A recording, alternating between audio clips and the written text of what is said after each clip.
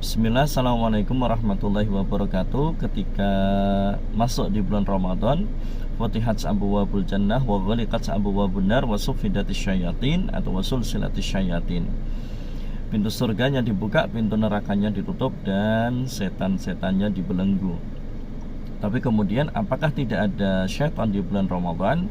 Maka kemudian yang dimaksud dengan wasuffidatis atau wasulsilatis syayatin dijelaskan oleh para ulama. Yang pertama, setan dibelenggu itu ketika dulu proses penurunan Al-Quran, yang sehingga supaya mereka tidak bisa mencuri dengar informasi atau kabar dari langit. Kemudian pengertian yang kedua, yaitu yang diikat hanyalah pembesar-pembesar jin atau pembesar-pembesar syaitan, ya, iblis, ifrit, ya.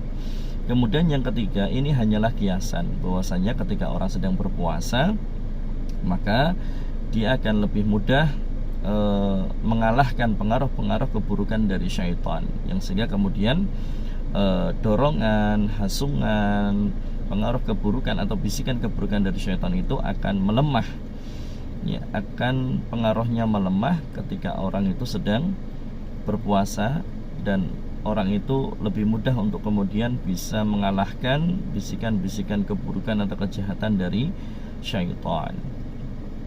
Nah, akan tetapi yang perlu kemudian dipahami di surah Yusuf ayat ke-53, bahwasanya ketika ada orang di bulan Ramadan berbuat maksiat, maka bahwa kemaksiatan yang dia lakukan ini bukan kemudian semata-mata dari bisikan syaitan atau bisikan kejahatan dari para syaitan, tapi juga dari dorongan hawa nafsu. Makanya di surah Yusuf ayat ke-53 bahwasanya yang namanya hawa nafsu ini akan cenderung mendorong, mengajak manusia untuk melakukan fujur, keburukan atau kemaksiatan.